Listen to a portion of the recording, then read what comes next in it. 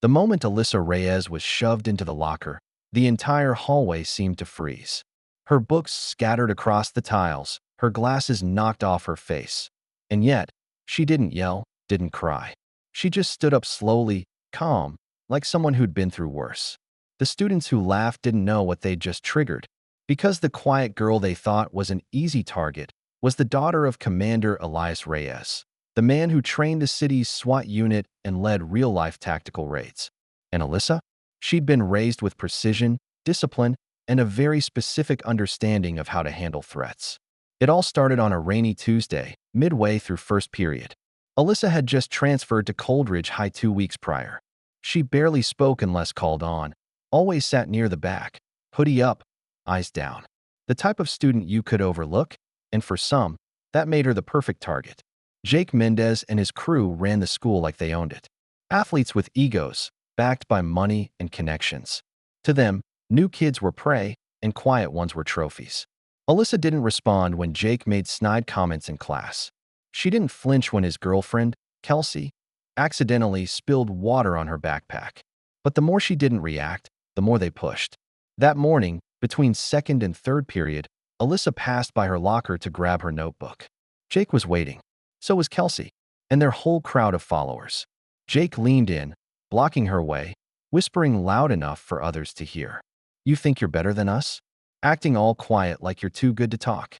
When Alyssa said nothing, Kelsey rolled her eyes and reached out, grabbing the strap of Alyssa's bag. Then it happened. Jake shoved her. Not hard, just enough to knock her off balance and into the locker door. A metallic clang echoed through the corridor. Her glasses slid across the floor. Someone laughed. Someone filmed. But Alyssa didn't even blink. She picked up her glasses, wiped a smudge off the lens, and looked up. Not at Jake, not at Kelsey, but directly into the camera. Her voice was steady. "You should probably stop recording. Things are about to get serious." And just like that, everything began to shift. Most students at Coldridge High had no idea who Commander Elias Reyes was. They knew the local news mentioned SWAT raids from time to time, or that an armored vehicle occasionally passed through downtown on drills. But Alyssa Reyes? She was just some transfer from Eastbridge, another quiet girl with baggy clothes and headphones always on. But what no one realized was that Alyssa had grown up training beside the best in law enforcement. While other kids spent summers at camp, she learned how to disarm weapons, navigate hostile environments, and analyze threats within seconds. Her childhood memories weren't of fairy tales or cartoons. They were of pre-dawn drills, obstacle courses, and lessons in restraint and discipline. Her dad didn't believe in raising a tough girl. He raised a protector, someone who could stay invisible until it mattered. And now it mattered. The moment Jake's shove sent her crashing into that locker, Alyssa's instinct didn't scream panic. It calculated. His footwork was sloppy. His reaction time delayed by arrogance. Kelsey's posture showed she didn't expect resistance. Their friends? They were just background noise. Alyssa hadn't reacted not because she was afraid, but because she had been trained to observe before responding. She knew the rules. Use only what's necessary. Control the scene. And, above all, let the enemy expose themselves first. What Jake and Kelsey didn't know was that Alyssa had already been documenting their behavior. Every comment, every shove, every petty sabotage in class. It was all logged, with timestamps and even discrete recordings uploaded to cloud storage. Her father taught her that evidence wins wars before fists ever fly. That's why, when she looked straight into that camera after the shove, she didn't rage, she warned. And her next move wasn't to fight back physically, but to take control. She walked straight to the guidance office without a word to anyone, reported the incident, and requested a meeting with the school resource officer. By the time lunch rolled around, Jake and Kelsey were laughing about it, assuming she ran away like a scared little mouse. What they didn't know was that Alyssa was already in the school's security room with the officer, reviewing hallway camera footage, pulling timestamps, and identifying witnesses. And as she left the room, the officer handed her something that made her lips curl into a rare smirk. A printed screenshot of Jake shoving her mid-laugh. That would come in handy later. She folded it carefully and tucked it into her notebook. The game had officially started. But Alyssa Reyes didn't play to survive, she played to win. By the time the final bell rang that day, Alyssa had already shifted from reactive to proactive. She didn't need to confront Jake or Kelsey in public. That wasn't her style. Instead, she let the trap tighten around them, slow, precise, undeniable. Her first move was subtle, an anonymous tip submitted through the school's bullying and harassment portal. It included timestamps, locker camera footage, and links to 3 social media posts where Jake's crew had tagged her in demeaning memes. Her second move came less than an hour later, when she contacted Officer Lehrman, the school's resource officer, again, this time to request a private meeting with Principal Dennings. She didn't go alone. She brought printed records, a copy of the school's anti-bullying policy, and most importantly, a QR code linking to a cloud folder of video clips, screenshots, and audio snippets gathered over the last 2 weeks. She never raised her voice. She didn't accuse, she presented. And by the time she left the room, both Officer Lehrman and Principal Dennings looked 10 years older, realizing they'd been overlooking a growing storm. Meanwhile, across the school, Jake and Kelsey laughed about how the mouse ran off to tattle. They didn't know that emails had already gone out to their parents, requesting disciplinary hearings. They didn't know that Alyssa had submitted a complaint to the district superintendent, signed not just by her, but by 3 other students who had quietly come forward with their own stories of intimidation from the same group. That night, as Jake partied at Tyler's house and posted a drunken selfie to his story, Alyssa sat in her kitchen, laptop open, reviewing security camera angles with her dad. Commander Reyes didn't need to say much. Just a nod here, a question there. "You could have thrown him," he said once, studying the shove. "One move, shoulder hook and redirect." Alyssa nodded. "Didn't need to. I want this on record." Her dad smiled faintly. "You've been listening." "Every time," she said. "And I'm not done." While Jake slept off his hangover, Alyssa scheduled a meeting with the district's Title IX coordinator, citing systemic failure to act on reported harassment. She CC'd the superintendent. By morning, her quiet war had already made its way to the district office. And Jake Mendez? He still thought she was just another shy girl too afraid to fight back. He had no idea he'd already lost the first battle.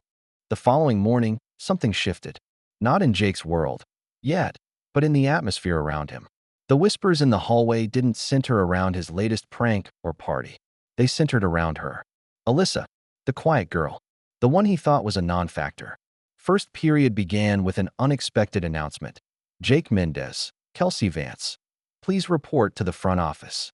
Laughter rippled through the classroom, confused and curious, but no one dared to speculate out loud. Jake scoffed as he slung his backpack over his shoulder, throwing a smug glance at Alyssa as he passed her desk. But Alyssa didn't even look up. She was already 2 steps ahead. In the front office, Principal Dennings didn't look amused.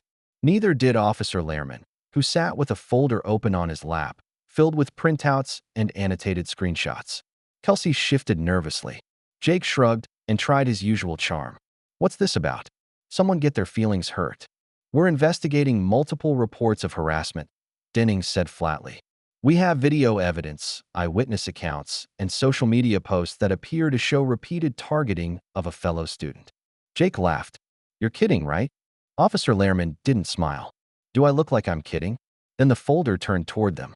The photo on top showed Jake's hand mid-push, Alyssa's body partially airborne, her glasses visible on the floor. Kelsey's reflection could be seen in the background, laughing. "This is ridiculous," Kelsey said, her voice rising. She didn't even say anything. She just, "What? Uploaded a video, and now we're in trouble." "Actually," Dennings said, tapping the folder, "she didn't upload anything. Someone else did. And more importantly, she followed procedure. She documented, reported, cited policy. And she wasn't alone. 3 other students submitted statements corroborating her claims. This is not a prank. This is now a formal disciplinary review." Jake's smirk faltered. "You don't get it," he muttered. "She's not even from here. She's a nobody." Officer Lehrman leaned forward. "She's the daughter of the man who trains us. Commander Reyes isn't just a parent. He's part of the city's tactical command. He's trained half the department in incident de-escalation and strategic defense, including me." Jake went quiet. So did Kelsey. And just like that, the illusion shattered. The power they thought they had, the control over the school, over students like Alyssa, began slipping through their fingers. And outside the office doors, the hallway buzzed with rumors. Something had changed. The system wasn't ignoring Alyssa anymore. It was watching them.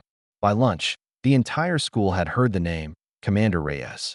Not just from whispers, but from a screenshot circulating in group chats. An image of Alyssa walking out of the office with Officer Lehrman, calm as ever, followed by a blurry background of Jake and Kelsey slumped in chairs, pale and tight-jawed. The caption? Turns out her dad runs SWAT. Y'all are done. Some thought it was a joke. Others knew better.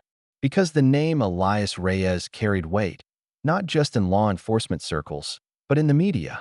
A man who led rescue ops, hostage negotiations, high-risk raids. He had been on local news more than once, his calm presence at the scene of disaster praised by officials. And now, the idea that his daughter had been targeted by Coldridge High's most arrogant bullies? It shifted the balance overnight. Alyssa walked through the cafeteria with quiet poise, tray in hand, eyes forward. Some kids moved aside. Others looked down. A few whispered apologies under their breath. She sat alone, by choice. And she saw it clearly. The hierarchy was cracking. Even Kelsey's crew looked unsettled, circling her at their table like moths around a dying flame. She's lying, Kelsey muttered, too loud. This is just a scare tactic. But she didn't sound confident. Not anymore. Jake was nowhere to be seen. Because while rumors flew through the school, something much heavier was unfolding at the district level. That afternoon, a formal complaint from Alyssa, backed by 4 student statements and 1 from Officer Lehrman, was submitted to the Coldridge School Board. The subject line was simple: failure to intervene, pattern harassment, and physical aggression. But what took it beyond the standard protocol was the attached letter from Commander Reyes himself, marked for official review. It was professional, direct, and chillingly precise. It detailed the gaps in response, the legal definitions of harassment, and a line that read, "My daughter is trained in restraint. Your staff, unfortunately, is not trained in awareness. That is now your liability." The superintendent forwarded the file to legal counsel within the hour. Back at school, Alyssa received a message on her phone from a number she didn't recognize. "Nice moves, Reyes. Let's see if you're still brave without Daddy watching." She deleted it, then forwarded the number directly to her dad. No panic, no fear, just protocol. Because when your father teaches elite SWAT teams, you learn how to document everything and how to respond with precision. War had been declared, but Alyssa had written the playbook. Later that day, Alyssa was called into a private meeting with Principal Dennings and a district counselor. She was offered what they likely believed was a reasonable solution: a voluntary school transfer. "It's just to keep the peace," the counselor said, her voice carefully neutral. "This kind of attention can be difficult for a student your age." Alyssa didn't even blink. "So the victim moves, not the aggressors?" she asked calmly. Dennings sighed, shifting in his chair. "It's not about blame. It's about de-escalation." "I already de-escalated," Alyssa replied, "without laying a single hand on anyone. I used your reporting system, your staff, your rules. I stayed silent while they provoked me, and I gave you every piece of evidence you needed. Now you want me to disappear?" The counselor glanced at the file in her hands, unsure how to counter that. "Well, we just thought it might be easier." "For who?" Alyssa interrupted. "Jake? Kelsey? Or for you?" Silence followed. Principal Dennings tapped his pen against the desk. "You're not obligated to transfer, but understand that staying might bring more pressure." Alyssa leaned forward slightly. "I'm not afraid of pressure. I'm not afraid of rumors, or cameras, or being stared at. What I won't do is run. That's not how I was raised." Dennings tilted his head. "This is personal now, isn't it?" Alyssa nodded once. "It became personal the second your school ignored what they were doing to me. I'm not leaving, Principal Dennings. I'm staying. Because if I walk away, then nothing changes. And you know it." That night, she sat at the kitchen table across from her father and Uncle Mateo, a close combat instructor who often trained SWAT recruits. The mood was serious, but not somber. "She's escalating," her dad said, showing Alyssa another anonymous message. "Threats, rumors, subtle intimidation from newer numbers. She's trying to push you into overreacting." "Won't happen," Alyssa replied. "She's bluffing, testing how far I'll go." "And how far will you go?" Mateo asked. Alyssa looked between them. "Far enough to make sure she stops, for good. But I won't cross a line." That's what she wants. That's how she thinks she wins. Her dad gave her a rare smile. "Then stick to your strategy. Outthink, outlast, expose." Alyssa exhaled slowly. Tomorrow, she'll try again. She's not done. No, her father said quietly. But neither are you. And with that, she returned to her room, opened her laptop, and mapped out her next steps. Because she wasn't just staying. She was preparing. And this time, they would be the ones on the run. The next morning, Alyssa arrived at school early, 6:45 a.m., just as the janitors were unlocking classroom doors. She moved with purpose, backpack slung tight, phone fully charged, secondary recording device clipped discreetly inside her jacket. Her dad's words echoed in her mind. First one, there sets the terms. And she planned to control every variable. By 7:15, the hallway was still mostly empty except for a few overachievers and the usual early athletes. That's when she noticed it. For girls she didn't recognize, dressed similarly to Kelsey's clique, loitering near her locker. One leaned back casually against the wall, another idly scrolled on her phone, but their formation wasn't casual. It was tactical. They were placed to close her in. Alyssa didn't slow down. She approached with quiet confidence, sensing them straighten subtly at her arrival. One of them, taller, with auburn curls and a blank expression, smiled faintly. "You're Alyssa, right?" "That's what it says on my ID," she replied. "Kelsey told us you might be here early," another girl added. "We just wanted to talk." Alyssa stepped past them and opened her locker calmly. "This is a public hallway. You can talk all you want." The tension crackled in the air. These weren't random students. Kelsey had recruited them. New pawns for a new phase of her campaign. But Alyssa had already anticipated it.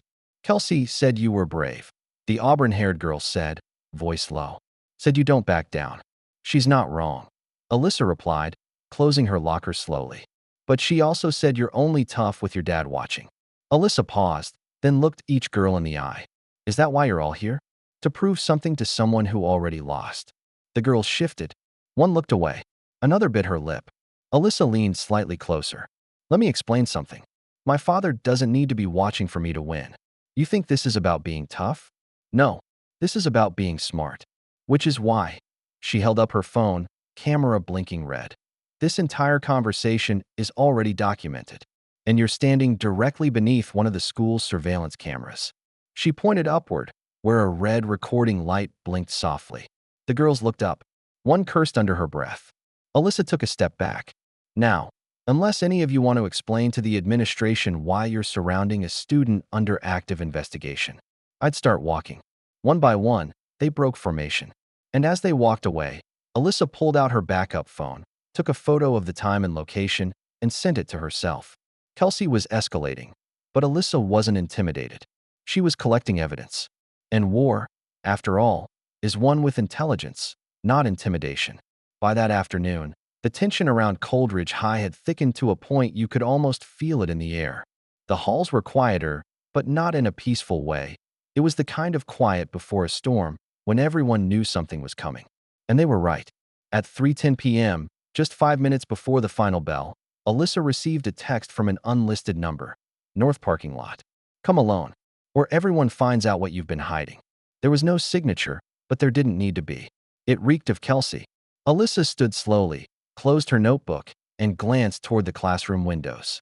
From her seat, she could see the north lot already starting to fill with students and cars. A few students whispered as she passed, some with concern, others with morbid curiosity. She walked out of class like it was any other day, but in her mind, she was already planning exits, angles, and contingencies, just like her father taught her. She didn't go to the lot alone, though. She gave a silent signal to the front desk aide, someone her father had trained as a safety liaison, and walked through the gym exit where a security officer waited, just out of sight.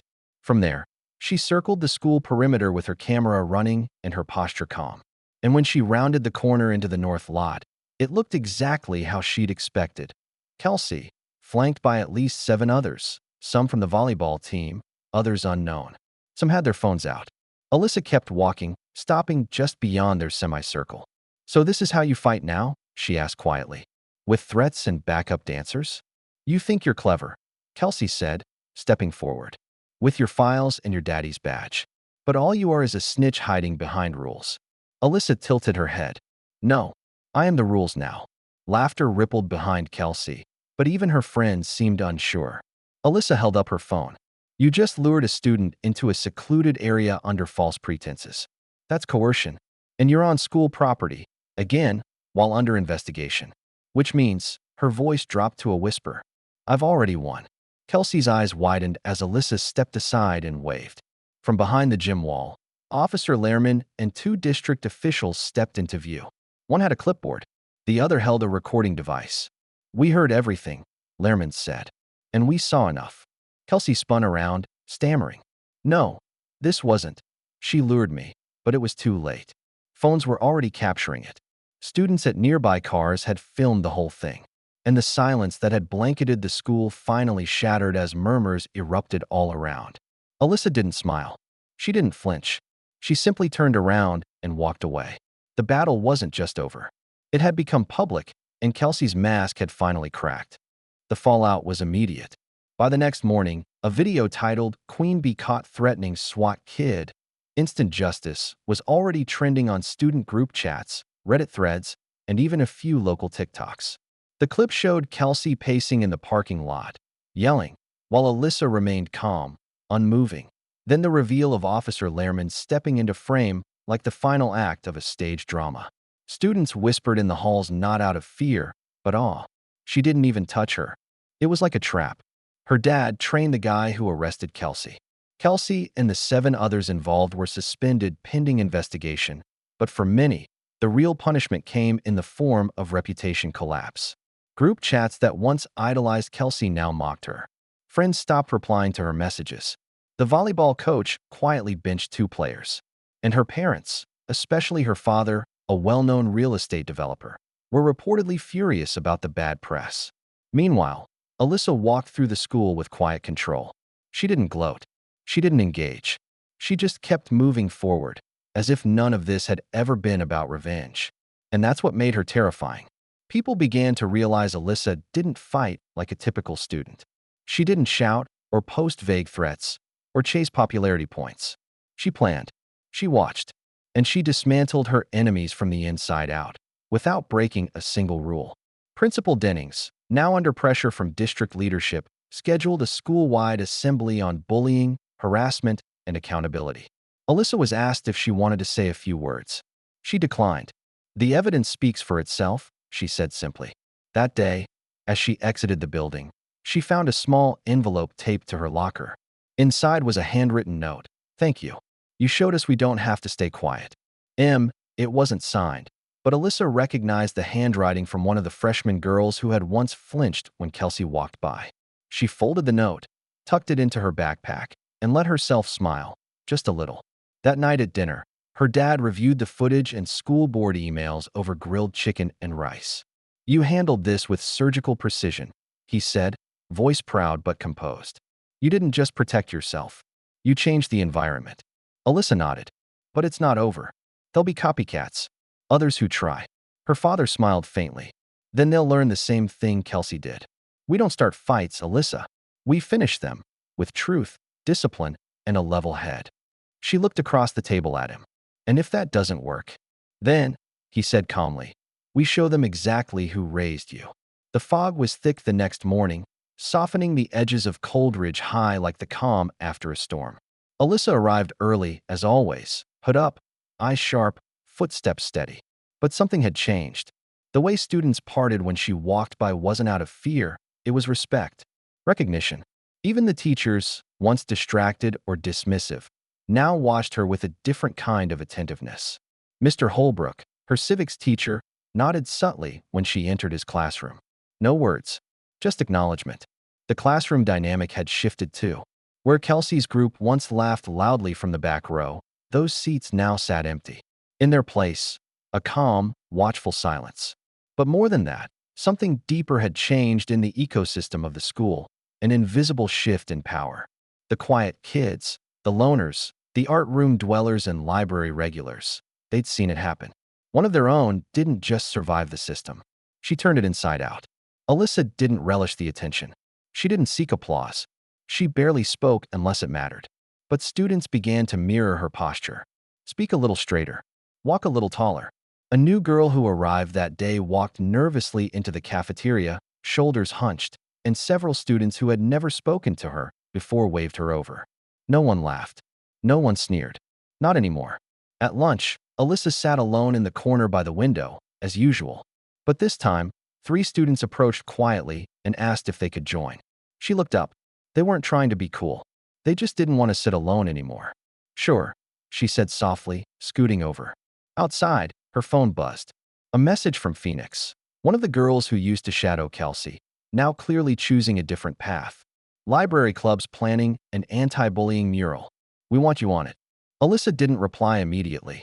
She just looked out at the students crossing the courtyard, the ones who used to walk with heads down and backs hunched. They looked different now. Straighter, stronger, freer. That night, at home, she sat across from her father again. Same kitchen table, same low light. But something was different. She wasn't just his daughter anymore. She was a leader. You did it, he said. For now, she replied. She'll try again, or someone else will. But I'll be ready. He nodded. We're always ready. She smiled slightly and stood. Time for bed. I have school tomorrow. As she walked to her room, she passed by the hallway where her mom's old service plaque still hung. Alyssa paused, touched it once, then kept walking. The war was over. For now. But Coldridge High would never be the same. Because Alyssa Reyes wasn't just the quiet girl anymore. She was the reason no one had to stay silent again.